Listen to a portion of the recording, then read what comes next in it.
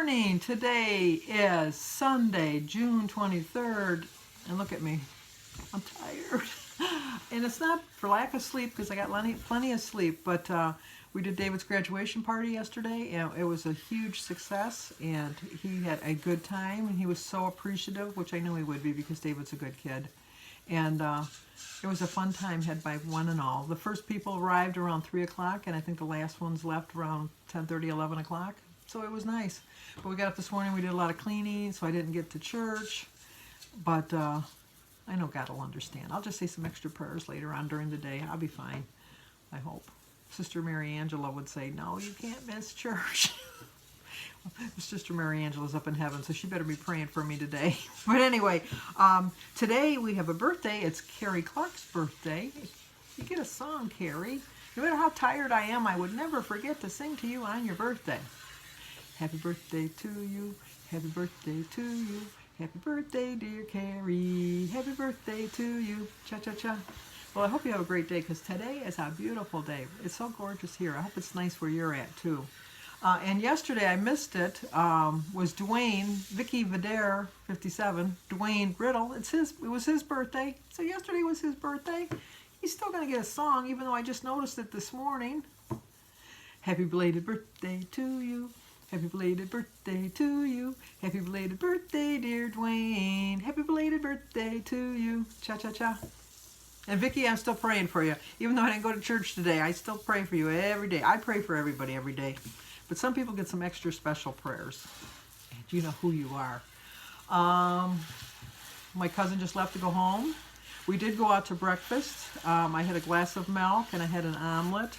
And I did have 2 pieces of toast, but I got the end pieces, which are very small. So I really would count that as just really a piece of toast because they were like half the size. Well, even when they brought them to me, I'm thinking, you know, like when you take a piece of toast and you cut it in half? Well, my 4 pieces equaled 1 slice of bread, which was fine, or maybe 2, not even 2 slices, maybe a slice and a half.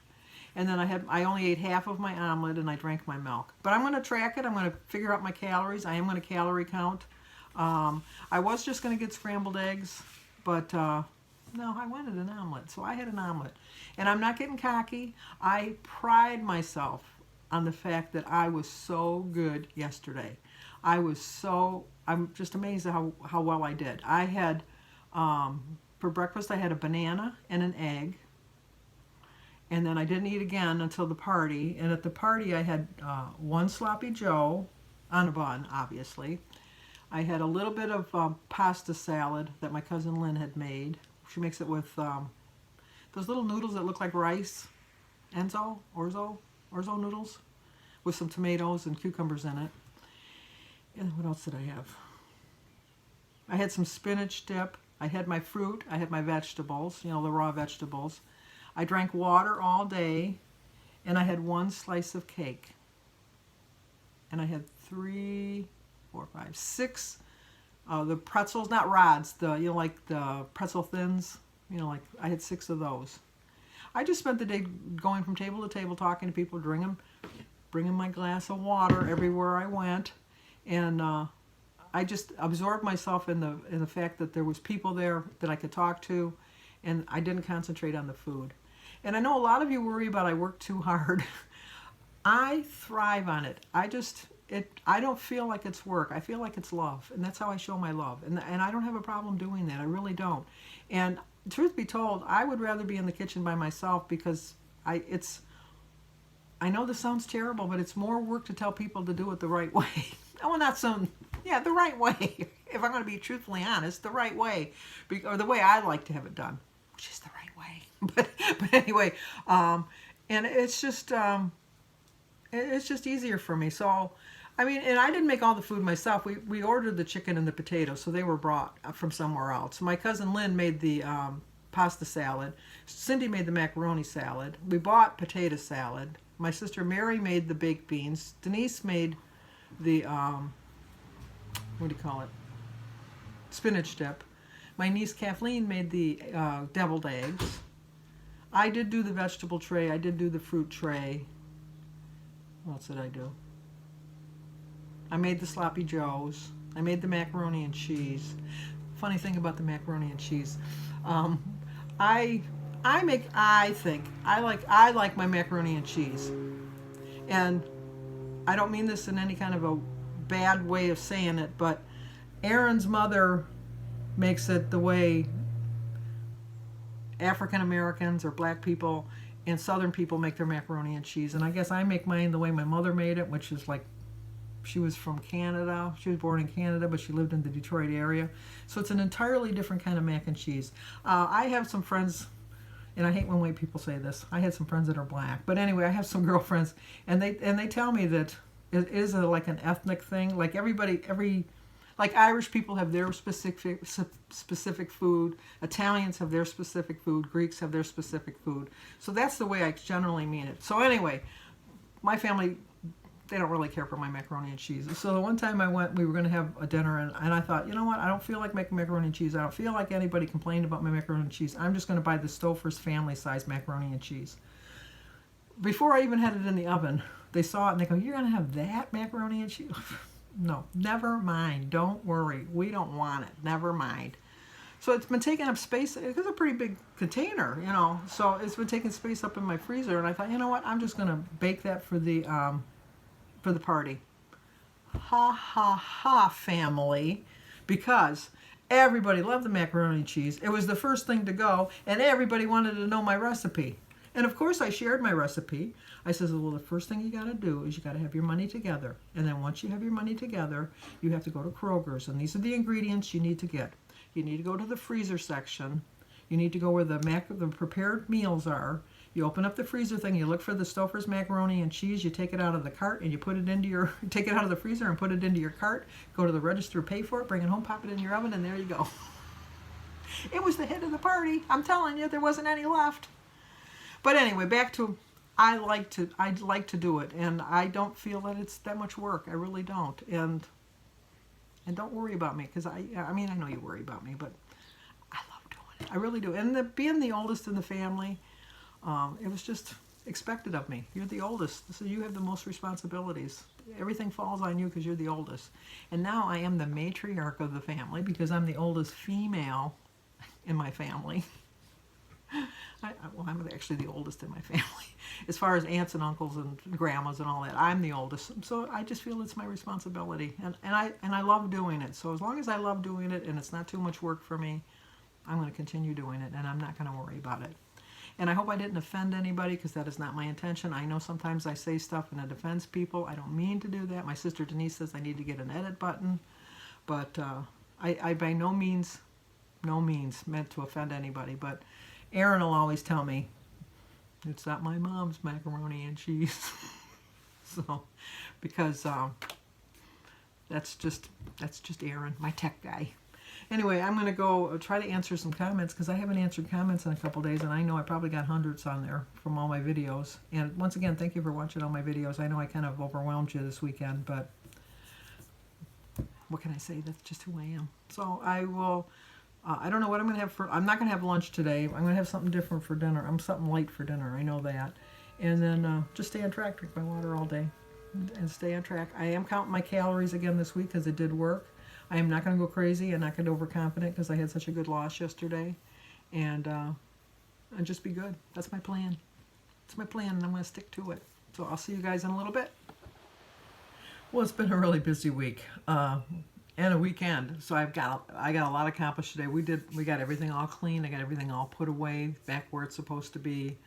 Got all the leftovers out of the house. I was so glad that I sent the cake home, because she says, well, let me leave you some cake. And I go, no, that's okay. And she says, oh, no, because it was such a good piece of cake. I had like a square piece of cake. Well, not like that big. It was pretty good, because it was a sheet cake. And so I said, no, take it home, because I made sure she took the cake yesterday. And then when I got up this morning, I'm thinking, I'd like a piece of cake, because who doesn't like cake for breakfast? But I thought, no, I'm so glad it was out of the house, because it kept me from being tempted. But so I just thought I'd finish up here. I'm trying to catch up on my comments. Oh my gosh, I had so many comments. Thank you so much for commenting. I love it. I think it's like we're having a conversation back and forth. I'm going to try to get them all answered tonight, but I'll be honest with you, I might end up answering some of them tomorrow. But I do my best. I always like to answer my comments. I just do. That's just who I am.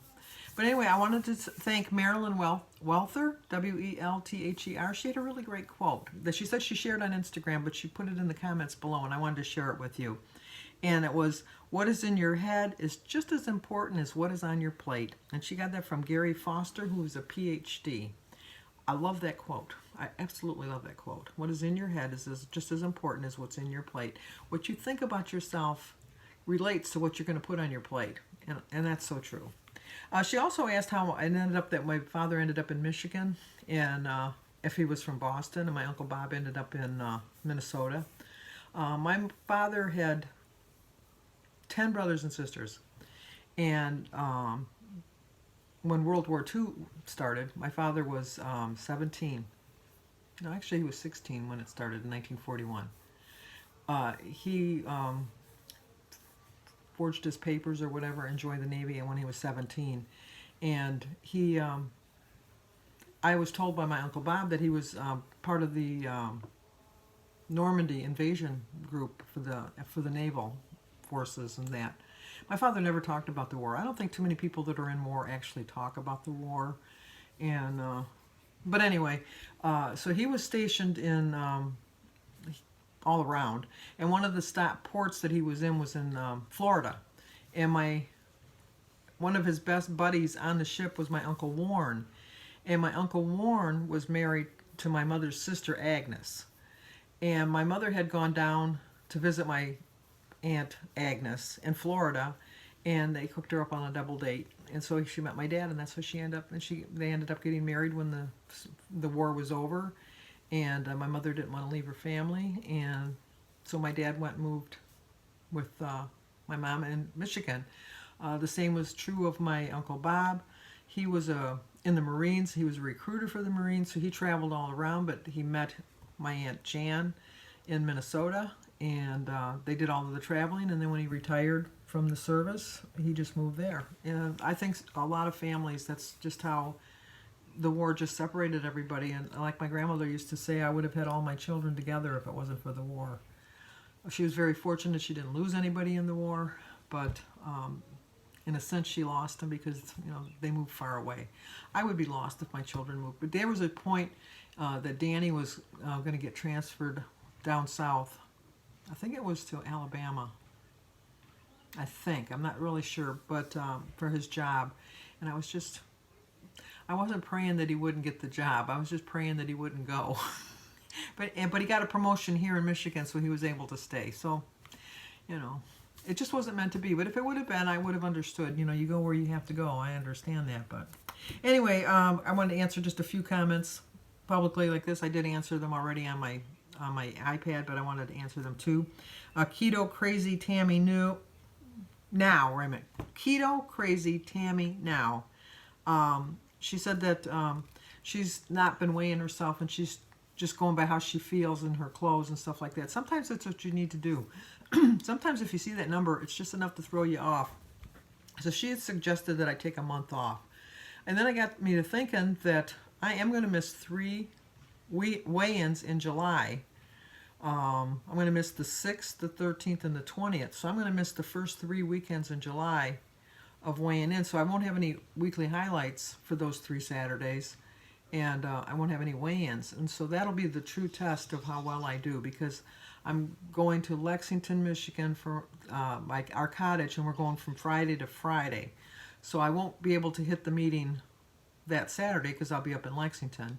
And then the following Saturday, I'm leaving early in the morning to go to Minnesota, and I'll be in Minnesota from Saturday to Saturday. So I won't be able to weigh until the following Saturday when I get home. So that'll be my true test. And I do plan on staying on track. I might think about bringing my own scale, but I don't know. I'm still thinking on that. Karen Kaufman wanted to know, how did I lose 5.2 pounds? I don't know. I really do think it was the fact that I counted my calories. I kept track of my proteins, tried to increase my proteins, tried to increase my fibers, tried to keep my calories under 1,500. And I really do believe it was spreading out my fruits. I didn't cut my fruits out. I still had my fruits, but I think I was having too much, because even I was kind of like eye openers. I mean, I know it's a healthy sugar. I know it's a healthy fiber, blah, blah, blah. I know all of that. But I divided it up over all 3 of my meals, which was another thing. I ate 3 meals. I don't normally eat 3 meals. I did spread out my eating over the 3 meals. I did spread out my fruits so that I wouldn't have all that sugar at one meal. And I did realize that the banana was the highest offender of the sugar, but I'm sorry, my banana and I, we're not parting. We're like that. We're sticking together through thick and thin, through high waters, no matter what. There was a song. I think Rosemary Clooney sang it. I can't think of it right offhand. You're saying, thank you, Sandy. You're not going to sing. Thank you. She can't think of the song. Thank you. Anyway, I might think of it, and I might sing it in the morning. I might, because it'll rack my brain all night, and I'll try to think of what it was. Oh. Dun, dun, dun, dun. Oh, horse and carriage, we go together like the horse and carriage. Any time of any kind of weather, soup and sandwich go together. That's a Campbell soup commercial. Soup and sandwich go together like a horse and carriage. Any kind of weather, soup and sandwich go together. I know that's not the song, and I know Rosemary Clooney didn't sing it, but you know what? You just got my version. Okay, and Judy Wallner wants to know what she's got to do to get with the program. Excuse me. I choked myself up. I found that funny. I know you guys don't, but I did. Anyway, Judy, you need to get with the program. It took me a long time. Look at my colic. It's already starting. See, it just does what it wants. It's like an alfalfa. Okay, for all you young people, Alfalfa was part of the Our Gang series, Spanky and Alfalfa, and he had like one little colic, but his was like in the back. It stuck up like that, although I do have some there back there too. I know I'm rambling because I'm just so overtired. There, that's better. Anyway, so let's get with the program. You and I, we're both going to get there. Oh, no, that's just going to annoy me. Okay. It's a lost cause. Cecilia, C-E-C-I-L-E, Cecilia. I'm messing up your name. I so apologize. She said she's watching my older videos. I used to do a channel with my sister Denise, and the channel was Let's Get Fit. And if I can find a link, I'll put it in the. I don't know how to do that, but I'll try. I'll put it in the description box below. That was when I was at my heaviest, when I was at 304.2. I started on her channel. It was actually my sister Denise's channel, and we did it together. I'm rambling. I got to get moving here. And so I just, that's where my beginning of my journey was. So if you ever want to see any of those videos, it's over there. Core M lost 2.2, and she's back in Wonderland. Congratulations. I'll get there one day. And stepping blindly yet faithfully has lost 7.8 pounds in 3 weeks. Way to go. Okay, I gotta stop now because I'm just rambling and I was just being silly and I was just taking up a lot of your precious time, and I am so sorry. So give this video a like, leave a comment, subscribe, and share, and I'll see you in the morning.